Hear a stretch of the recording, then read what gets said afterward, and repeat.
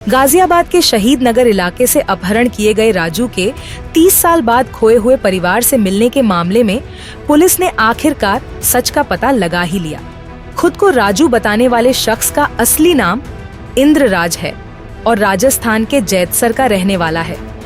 इंद्रराज पेशे से शातिर चोर है, जो नाम बदल बदल कर कई राज्यों के उन परिवारों में बेटा बनकर रह चुका है जो वर्षों पहले लापता हो चुके थे।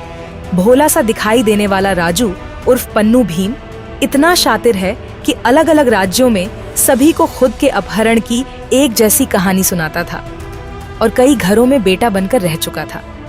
पंजाब में आए पैरालिटिक अटैक के बाद लगी चोट की वजह उसने मारपीट बताकर लोगों की सहानुभूति बटोरी।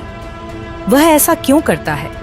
जब पूछताछ के दौरान यह बात सामने आई तो पुलिस भी हैरान रह गई। बचपन से ही इंद्रराज को चोरी करने की लत लग गई थी।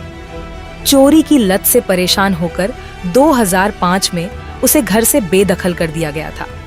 इसके बाद इंद्रराज ने आगे की जिंदगी चलाने के लिए एक तरीका खोज लिया। वह अलग अलग स्थानों पर जाकर लोगों की भावनाओं से खेलना शुरू कर दिया।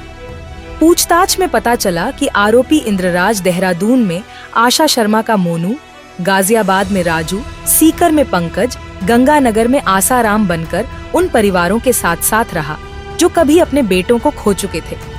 इसके अलावा भी शातिर इंद्रराज भटिंडा, जैसलमेर, हिसार और सिरसा में अलग अलग घरों में बेटा बनकर रह चुका है। पकड़े जाने के बाद इंद्रराज ने कहा कि मां के मरने के बाद वह केवल खाना खाने के लिए अलग अलग घरों में रहता था। पुलिस अब उसे ठगी, हाउस ट्रेस पासिंग के आरोप में जेल भेजने की तैयारी कर रही है। ये पुलिस थाने पे पेश होके खुद की स्टोरी बताता था। फिर ये स्टोरी मीडिया में चली जाती थी।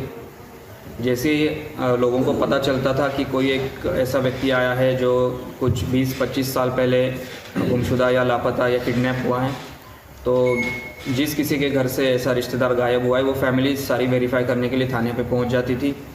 उसमें से ही ये एक फैमिली को चूज़ कर लेता था कि हाँ ये मेरी फैमिली है, और फिर वो फैमिली जो भी आपस में बातें करती थी उन बातों को ये पकड़ लेता था और उन्हीं बातों को रिपीट करके बोल देता था।